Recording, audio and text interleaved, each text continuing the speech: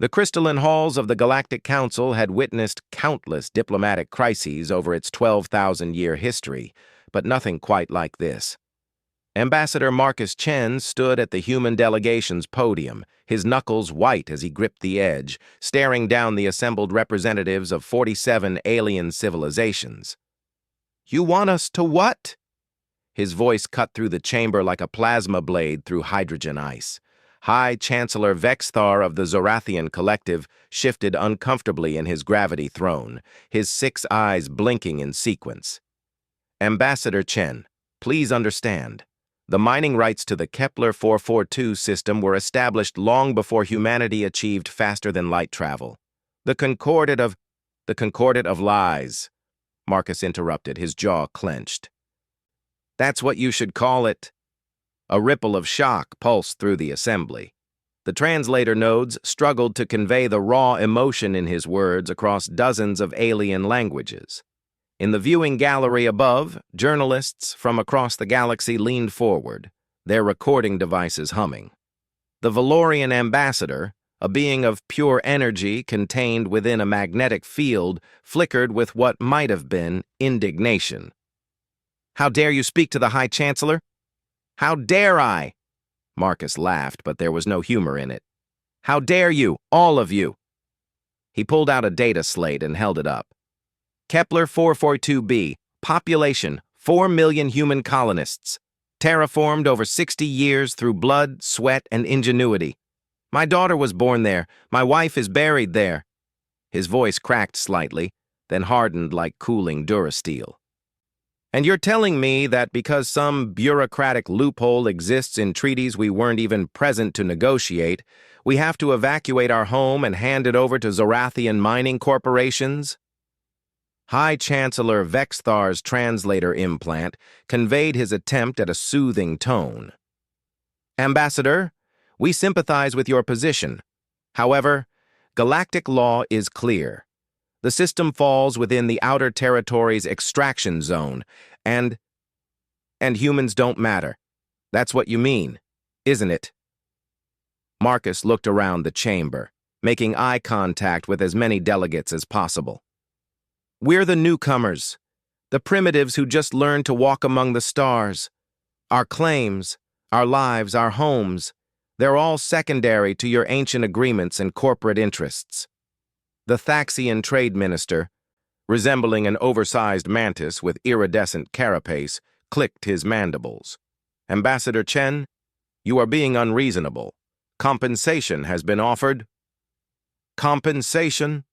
Marcus's voice rose to a shout that echoed through the massive chamber. "You offer us credits and expect us to abandon everything we've built? Tell me, Minister Cathax, how much compensation would it take for you to leave Thaxia Prime?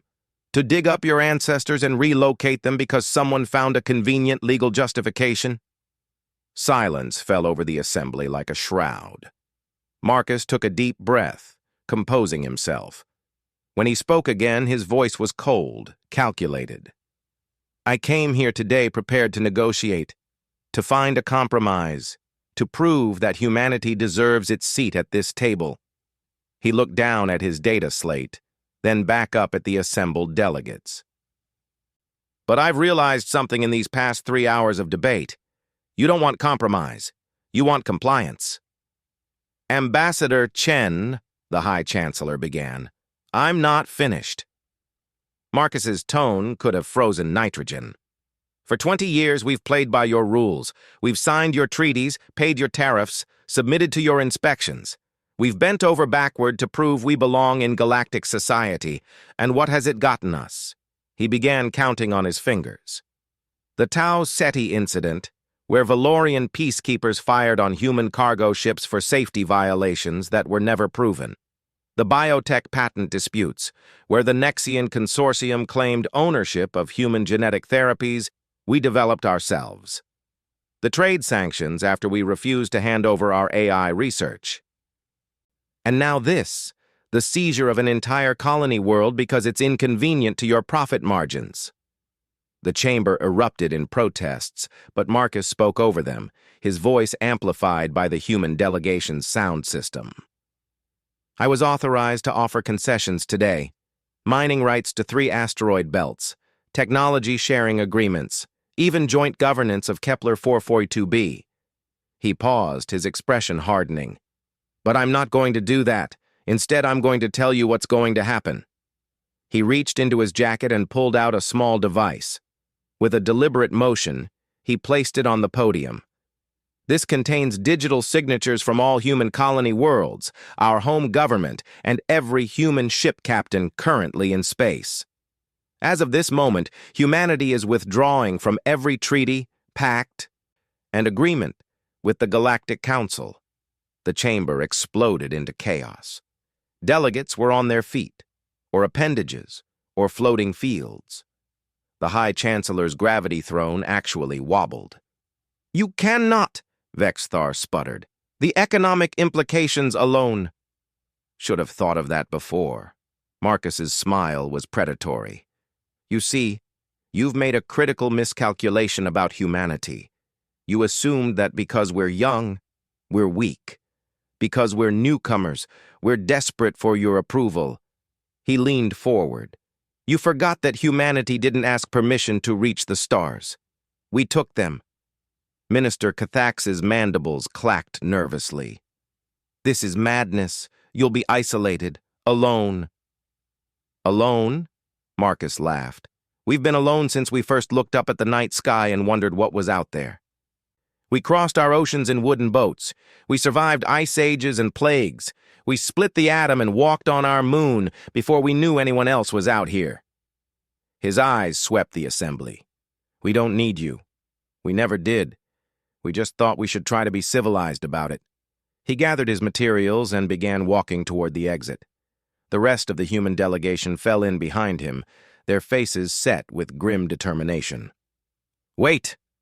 The High Chancellor's voice carried a note of something that translated as fear. "If you leave, if you truly withdraw from all treaties, the non-aggression pacts, the trade agreements, the territorial accords—" Marcus stopped at the threshold and looked back. "Yes?" "There would be nothing to prevent conflicts." The human ambassador's smile didn't reach his eyes. "No, there wouldn't. Funny how quickly you realize what those treaties were really worth when they're gone." He paused at the doorway. "You have 72 hours to evacuate all non-human presence from every system with a human colony. After that, we consider you trespassers."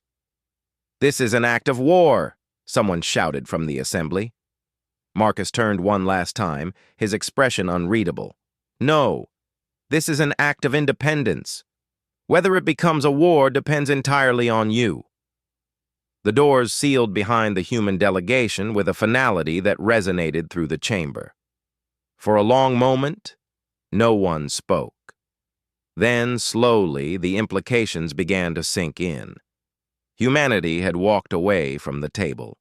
And as the assembled powers of the galaxy looked at each other with growing unease, they realized that humans storming out might be far less terrifying than what humans would do next. In the silence, High Chancellor Vexthar accessed his private database on human history. He pulled up a quote from one of their ancient leaders, someone named Theodore Roosevelt. "Speak softly and carry a big stick." The humans, he realized too late, had been speaking softly for 2 decades. Now they were reaching for the stick.